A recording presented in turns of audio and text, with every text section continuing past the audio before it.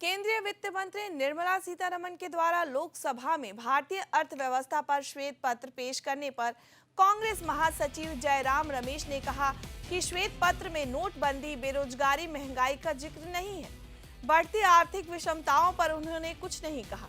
ये किस लिए निकाला गया? जिन मुद्दों पर श्वेत पत्र निकालना चाहिए, चीन सीमा के हालातों और तनावों पर हम श्वेत पत्र मांग रहे हैं, उस पर चुप्पी है। मणिपुर के हालात पर चुप्पी है। हमने नोटबंदी पर श्वेत पत्र मांगा था, उस पर भी चुप्पी थी। 45 साल सबसे अधिक बेरोजगारी दर पर श्वेत पत्र नहीं है। ये व्हाइट पेपर में नोटबंदी का जिक्र नहीं है, बेरोजगारी का जिक्र नहीं है, महंगाई का जिक्र नहीं है, बढ़ती हुई आर्थिक विषमताओं पर उन्होंने कुछ कहा नहीं है। तो ये व्हाइट पेपर किस लिए निकाला गया है? जिन मुद्दों पर व्हाइट पेपर निकालना चाहिए, बॉर्डर सिचुएशन विद चाइना, हमारी सीमाओं पर जो तनाव है, उस पर हम व्हाइट पेपर मांग रहे हैं, उस पर चुप्पी। मणिपुर में पिछले 9 महीने से क्या हुआ है, उस पर व्हाइट पेपर मांगे हैं, उस पर चुप्पी।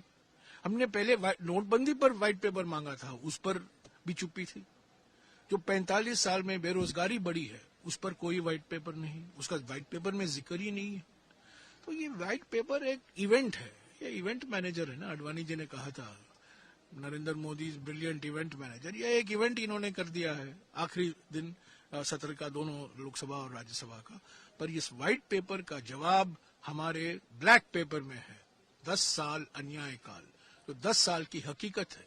प्रधानमंत्री अमृत काल की सुनहरी सपने सबको दिखा रहे हैं, पर हकीकत 10 साल अन्याय काल का है। भ्रष्टाचार को लेकर उन्होंने बड़ा मुखर रहे। नहीं, देखिए व्हाइट पेपर पर चर्चा होगी, पर जो भ्रष्टाचार पर जो चुप्पी इन्होंने किया है, इन्होंने कुछ कहा ही नहीं। जो असली मुद्दे हैं, लोगों के असली मुद्दे हैं, किसान पर अन्याय, नारी अन्याय, युवा अन्याय, श्रमिकों का